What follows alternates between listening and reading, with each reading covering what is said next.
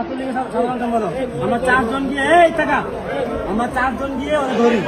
ওরে ধরার পরে ওকে জিজ্ঞেস করা হয়েছে তুমি এখন এখানে কি করো ভাই, তোমার বর্তমান পদ কি? অস্বীকার করে সিস্টেমে ওর মোবাইলটাকে আরেকজনের কাছে দিয়ে দেওয়া, দুটো মোবাইল ছিল।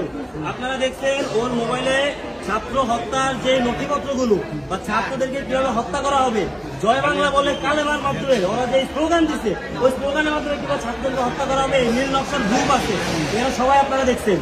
ওর নোয়াখালীর এমপি একরামের সাথে ওর গোপনে কথা হয়, ওই কথোপকথনের রেকর্ড, ওই কথোপকথনের যে প্রমাণ, ওই প্রমাণ ওর মোবাইলে পাওয়া গেছে। ওর আরেকটা মোবাইল আছে, সেটা ও বের করে দিচ্ছে না। ওর মোবাইলে ওর মানি ব্যাগের মধ্যে আওয়ামী লীগের যে নথিপত্র, আওয়ামী লীগের যে চেক, কিভাবে অর্থ লেনদেন করে, কিভাবে ছাত্রদেরকে হত্যার জন্য নীল নকশা করে, এই জিনিসপত্র ওর কাছে পাওয়া গেছে। এটা আমাদের বৈষম্যবিরোধী ছাত্র আন্দোলনের যারা এখানে ছিল প্রত্যেকে এটা সম্পর্কে অবগত। এখানে ডিবি পুলিশ আছে, সবাই কিন্তু এই প্রমাণগুলো এখানে দেখছে। ওর কাছে আরেকটা মোবাইল আছে, ওখানে মোবাইলটা বের করে দিচ্ছে না। আমার সরকারের নিকট আহ্বান, এই ধরনের খুনিদেরকে দ্রুততম ফাঁসির কাছে ঝুলানো হয়। এরা বাংলার মাটিতে থাকতে পারে না। জঙ্গি সংগঠন ছাত্রলীগের মানুষজন এখনো কিভাবে প্রকাশ্যে ঘুরে বেড়ে, এখনো কিভাবে। কখন ধরছেন আপনারা? ওনাকে আমরা ধরছি আনুমানিক 7:40-45 এই টাইমের দিকে। তো তার যে আমাদের সন্দেহ, সে যাদের কাছে মোবাইল দিচ্ছে তার যে সাঙ্গপাঙ্গ ছাত্রলীগের অন্যান্য লোক, তারাও এই প্রোগ্রামে আছে। ইভেন আমরা তাদেরকে আটকায় রাখছি। এখানে প্রশাসনের লোক আছে।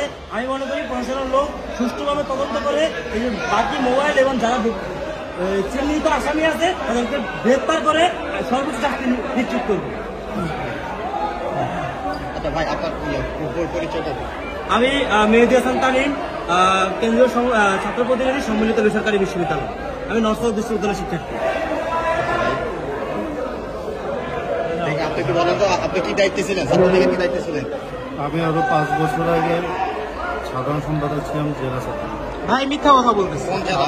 আপনি একটু ইনকোয়ারি করলে প্লিজ, রিকোয়েস্ট একটু ইনকোয়ারি তো করলাম, প্রমাণ তো সবগুলো প্রমাণিত, হ্যাঁ যা আছে আমরা মোবাইল জব্দ করে সবগুলো দেখছি। উনি এখন পর্যন্ত সক্রিয়। ভাই আমার পরও একটা কমিটি হয়েছে, ওনার পরে যদি কমিটি হয় তাহলে উনি রানিং কমিটি কিভাবে থাকে? উনি রানিং কমিটির গ্রুপে কিভাবে থাকে? রানিং কমিটির গ্রুপে আছে, নানান প্রোগ্রাম আছে। হ্যাঁ সব ইনফরমেশন আছে আমাদের কাছে। মোবাইলের ডকুমেন্টস গুলো কই থেকে আসছে? সাউন্ড আসছে কি? রানিং কমিটি না হয়ে থাকে তাহলে মোবাইলের ডকুমেন্টস গুলো কই থেকে আসছে? আমি বলি আমার পরও আরেকটা কমিটি। আর বেটা তোর মোবাইলের ডকুমেন্টস গুলো কই থেকে আসলো? তুই 5 তারিখে কেমনে কি করছো? সব ভিডিও ফুটেজ সব দুটো মোবাইল নিয়েছি, নিজে দুটো মোবাইল নিয়েছি। ওটা ওর ফোন ছিল, তুমি আমার হাতে ছিল। তুমি ফার্স্টে বলছো তুমি ছাত্রলীগ চিনোই না। এখন তোমার মোবাইলের মধ্যে সব প্রমাণ, কারে কোন জায়গায় হত্যা করা হবে, কারে কোন জায়গায় মারা হবে, এই সব প্রমাণ তোমার মোবাইলের মধ্যে। ফাইজলামি করো না। হ্যাঁ, যখন উপর দিয়ে উঠে ওরা তখনই চেনা আমরা 4 জন গিয়ে ধরছি। ভাই একটু বলেন তো, একটু সামনে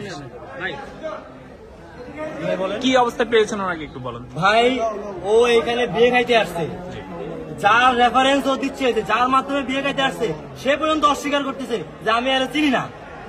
ও এখানে ওর সরাসরি কোনো আত্মীয় না, আত্মীয়র বিয়ে খাইতে আসছে। ও নোয়াখালী জেলা ছাত্রলীগের সাধারণ সম্পাদক।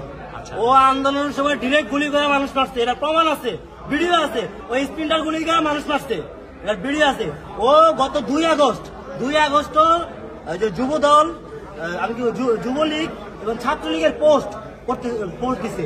ইভেন কিভাবে ছাত্রদেরকে হত্যা করা যায় এটা নীল নকশা ওর মোবাইলে আছে, ওর মোবাইলে এভিডেন্স পাওয়া গেছে। ওর যে গ্রুপগুলো ছাত্রলীগের যে জয় বাংলা কালেমা স্লোগান দিয়ে যে হত্যার নীল নকশা, ওটা ওর মোবাইলের মধ্যে ওটার প্রমাণ আছে। ওই প্রমাণগুলো সবাই দেখছে, আপনারা এখানে দেখছেন না? ও প্রথমে অস্বীকার করছে ও নাকি 5 বছর আগে ছাত্রলীগ ছেড়ে দিছে, কিন্তু ওর মোবাইলে এখনো কিভাবে ছাত্রদেরকে হত্যা করা হবে এই জিনিসগুলো ওর মোবাইলে কিভাবে আসে?